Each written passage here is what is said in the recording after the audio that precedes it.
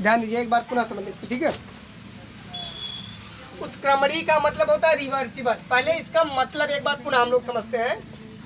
उत्क्रमणी का मतलब होता है उत्क्रम, दो शब्द यहाँ लेकर समझते हैं। उत्क्रम, ठीक है, उत्क्रमणी कहने का मतलब उल्टा क्रम, उल्टा क्रम भी होता है। क्या होता है? उल्टा क्रम। कहने का मतलब ऐसी कोई भी ऐसा कार्य जो उल्टा सीधा दोनों चल सके, मतलब उल्टा भी करो सही हो, सीधा भी करो, दोनों तरीके से कुछ ना कुछ बने। तो इसमें अपक्रिया में क्या होगा, किसी भी तरह से कुछ बनाएंगे, अभिकारक अगर लगाएंगे तो उत्पाद बनेगा, और उत्पाद से अगर छोड़ दिए कुछ समय के लिए और उससे विपरीत कंडीशन मिल गया, उल्टा कंडीशन, कहने का मतलब उल्टा, जैसे किसी चीज़ को गर्म करके आप बना रहे हैं, उसे छोड़ देंगे तो जो उसका उत्पाद है ठंडा करने पर पुनः अपने अभिकारक में बदल जाएगी, ठीक है। तो अभिकारक को अगर गर्म कर रहे हैं तो उत्पाद बना रहा है, तो उत्पाद को ठंडा कर देंगे तो क्या बन जाएगा? अभिकारक बन जाएगा, ठीक। तो इसी कार्य से क्या कहते हैं? उत्क्रमणी, मतलब उल्टा सीधा दोनों चलने वाली क्रिया। कौन सी क्रिया? अपक्रिया जो उल्टा और सीधा दोनों दिशाओं में चले। इसीलिए इसकी परिभाषा देते समय आपको इतना ध्यान रखना है कि इसमें अभिकारक से उत्पाद बनता है और उत्पाद से अभिकारक भी बनता। तो परिभाषा देखेंगे कि आप बोलेंगे ऐसी अपक्रिया जिसमें अभिकारक से उत्पाद बनता, अभिकारक से उत्पाद एवं उत्पाद से अभिकारक बनता। कहने का मतलब अभिकारक से उत्पाद एवं उत्पाद से अभिकारक, दोनों चीज उल्टा बनना। कहने का मतलब एक बार क्या हो रहा है, अभिकारक से अगर उत्पाद बन जा रहा है, विपरीत कंडीशन थोड़ा सा दीजिए।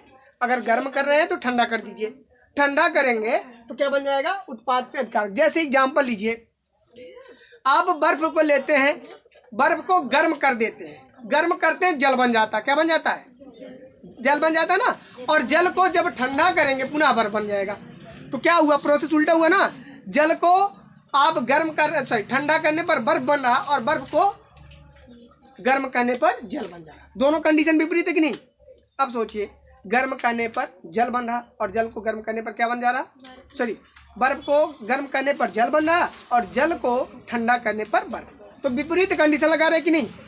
तो जब हम गर्म कर रहे हैं तो जल अभिकारक है, उत्पाद बर्फ बन गया, और बर्फ उत्पाद को जब हमने ठंडा किया तो पुनः ठंडा की उल्टा अपोजिट बोल दिए इसमें, कि जल को हमने जब ठंडा किया था तो बर्फ बन गया था। हमने मान ली ठंडा प्रोसेस किया क्रिया, तो आपका जल बन गया था।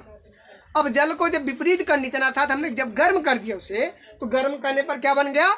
जल बन गया। अर्थात जो अभिकारक था पुनः अभिकारक में बदल गया, अर्थात अभिकारक से उत्पाद हमारा बर्फ बना, बर्फ को जब गर्म किए तो पुनः जल बन गया। तो दोनों कंडीशन एक दूसरे के जैसे हो गए। खाली केवल इतना रखना, विपरीत कंडीशन देनी होती है, विपरीत कंडीशन मिलाना होता है। इसी कार्य से क्या कहते हैं? उत्क्रमणीय अपक्रिया कहते हैं। क्या कहते हैं? उत्क्रमणीय अपक्रिया कहते हैं। और याद रखिएगा, जहाँ भी अर्धतीर, दो अर्धतीर देखेंगे वहाँ जान लीजिएगा उत्क्रमणीय अपक्रिया है। कौन सी अपक्रिया है? ठीक है। आपको बिना सोचे समझे यहाँ समझ आना है कि जहाँ दो अर्ध तीर होंगे वहाँ उत्क्रमणीय अपक्रिया, अर्थात इसे अर्ध तीर से प्रदर्शित करते हैं, ठीक है। अब दोनों चीज देखिए, इसमें दो दिशाएं बन गई। एक तो अभिकारक से उत्पाद की दिशा में गया रहा हो रहा अपक्रिया, दूसरा उत्पाद से अभिकारक की दिशा में, ठीक है। इसलिए इसमें अपक्रिया दोनों दिशाओं में चलती रहती है और ये अपक्रिया कभी ना समाप्त होने वाली अपक्रिया है, अर्थात अनंत काल तक लगातार अनवरत चलती रहती, कभी समाप्त नहीं होती है। अभिकारक से उत्पाद, उत्पाद से अभिकारक, उत्पाद से अभिकारक, अभिकारक से उत्पाद, ये चलती रहती है। और बताए ना, जैसे आप देखेंगे पहाड़ों पर बर्फ का जमना, बर्फ का पिघलना कंटिन्यू जारी है ना। गर्मी आएगी तो बर्फ पिघलने लगता है, बर्फ ठंडी आए तो तुरंत क्या हो गया? बर्फ जम जाता, बर्फबारी हो जाती है। तो सोचो, गर्मी में बर्फ पिघल रही है और ठंडी में बर्फ जम रही है, विपरीत कंडीशन है ठंडी गर्मी। तो इसलिए ये प्रोसेस हमेशा अनंत काल तक चलता रहता है, कभी भी अंत नहीं होने वाला। इसलिए इसे अंतहीन अपक्रिया भी कह सकते हो। कौन सी अपक्रिया? अंतहीन अपक्रिया कह सकते हो, ठीक है। और जैसे एग्जाम्पल लीजिए, हम क्या लेते हैं? कैल्शियम कार्बोनेट ले लेते हैं, अर्थात चूना पत्थर ले लेते हैं। इसको नाम खड़िया भी कहते हैं, चाक ले लेते हैं, ये संगमरमर ले लेते हैं। अब उसको जैसे गर्म करते हैं, जानते हैं, दो भागों में टूट जाता है। एक कली चूना बना लेता है जिसे हम कैल्शियम ऑक्साइड कहते हैं, दूसरा कार्बन डाइऑक्साइड गैस बना लेता है, ठीक है। कार्बन डाइऑक्साइड गैस बना लेता है, और गैस बनाने पर देखिए गैस बना लेता है, तो यह एक प्रकार का हमारा अपक्रिया हुआ। लेकिन अगर इसका विपरीत कंडीशन हम देखते हैं, अगर बन जाता है तो हमारे कौन सी अपक्रिया हो जाएगी? उत्क्रमणीय अपक्रिया हो जाएगी। फिर हम इसको विपरीत कंडीशन देते हैं, नीचे इसको क्या कर देते हैं? ठंडा कर देते हैं। ऊपर गर्म कर रहे थे बन रहा है, नीचे ठंडा कर रहे हैं तो ए बना, ठीक है। तो हम क्या करते हैं? कैल्शियम ऑक्साइड और कार्बन डाइऑक्साइड को ठंडा करते हैं, जिसे देखते हैं कैल्शियम कार्बोनेट बन जाता है। तो इस प्रकार यह अपक्रिया क्या हो जाती है? आपकी उत्क्रमणीय अपक्रिया हो जाती है। कौन सी अपक्रिया हो जाती है? उत्क्रमणीय अपक्रिया। और एक एग्जाम्पल लीजिए, और एक एग्जाम्पल लेते हैं, देखिए हम ले लेते हैं फास्फोरस पेंटाक्लोराइड PCl5, समझिएगा। अब इसको थोड़ा सा गर्म करने पर, कोई चीज़ तोड़ना होता है क्या करते हो, गर्म करते हो ना, कोई चीज़ तोड़ना हो तो गर्म करते हो। ऊपर हमने गर्म कर दिया, गर्म का तेल लगा दिया, नीचे क्या कर रहे हैं, ठंडा कर रहे हैं। जब गर्म करते हैं जानते हैं फास्फोरस ट्राइक्लोराइड बनाते हैं PCl3। क्या नाम हो जाता है इसका, फास्फोरस ट्राइक्लोराइड। नाम क्या देंगे, ट्राइक्लोराइड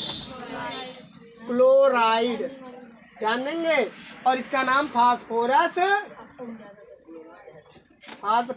पेंटाक्लोराइड, नाम क्या है, पेंटाक्लोराइड, ठीक है। अब इसको जब गर्म किए तो फास्फोरस ट्राइक्लोराइड और क्लोरीन गैस, कौन सी गैस, Cl2 बना लिए, इसको गैस है क्लोरीन गैस, नाम क्या दे देंगे, क्लोरीन गैस बनाता, ठीक है, क्लोरीन गैस बनाता। अब ध्यान दीजिएगा, पहली बार जब हमने गर्म किया तो दो भागों में टूटा, पहला हो गया फास्फोरस ट्राइक्लोराइड, दूसरा हो गया क्लोरीन गैस, ठीक है। अब इसको जब विपरीत कंडीशन देने पर ऐसा हो गया, अब सोचिए जब इसके नीचे ठंडा किया हमने तो पुनः क्या प्राप्त हो गया, फास्फोरस पेंटाक्लोराइड, पुनः क्या प्राप्त हो रहा, फास्फोरस पेंटाक्लोराइड। हम जैसे एग्जाम्पल समझाए ना कि आप बर्फ को गर्म करो, जल बन गया, जल को ठंडा करो, बर्फ बन गया। अगर यह प्रोसेस आता है तो बहुत अच्छे से आपको समझ में आ जाएगा कि ये दोनों क्या है, आपस में कभी समाप्त ना होने वाली अपक्रिया है। और जब समाप्त होने वाली ना अपक्रिया है तो उत्क्रमणीय अपक्रिया होगी। कौन सी अपक्रिया होगी, उत्क्रमणीय अपक्रिया होगी। कौन सी अपक्रिया होगी, उत्क्रमणीय अपक्रिया, कभी नहीं भूलना है। और देखिए इस तरीके से बहुत सारे एग्जाम्पल मिलेंगे, याद रखिएगा। जैसे आप कुकर लीजिए, कुकर से गैस मत निकालिए, पानी रखिए, पानी गर्म होगा, भाप बन जाएगा, समझिए। अगर आप उसको नहीं करते हैं, थोड़ा सा निकाल कर रख देंगे, गर्म रहेगा तो उसमें वाष्पित रूप में रहेगा, लेकिन गर्म देखिए जैसे ठंडा करेंगे उसे तो आप पुनः उसी पानी में क्या हो जाएगा, मिल जाएगा ना, जितना भी वाष्प रहेगा पानी में मिल जाएगा। नहीं तो एक एक्सपेरिमेंट कीजिए बहुत अच्छे से, कुकर लीजिए, कुकर का जो सीटी उस पर पाइप लगा दीजिएगा, क्या कीजिएगा, पाइप लगा दीजिए, पाइप लगा दीजिएगा। तो पाइप लगाने के पश्चात क्या करेंगे, जब उसे सीटी मारेगी तो एक बार वहां चला जाएगा वाष्प, उसके बाद क्या कीजिएगा, उस पाइप को निकाल कर जानते दोनों तरफ बंद करके पानी में डाल दीजिएगा, देखेंगे पुनः उसमें क्या हो जाएगा, अंदर पानी हो जाएगा, ठीक है। क्यों, क्योंकि यह एक्सपेरिमेंट होता है। इसमें एक्सपेरिमेंट हुआ कैसे, बोलेंगे एक को विपरीत कंडीशन दिए ना, तो विपरीत कंडीशन देने पर ऐसा प्राप्त हो गया, इसलिए कौन सी अपक्रिया हो गई, उत्क्रमणीय अपक्रिया। समझ में आया ना। अगर डाउट्स हो तो दूसरा एग्जाम्पल लिख लीजिएगा, ठीक है, दूसरा एग्जाम्पल अभी आपको लिखना है।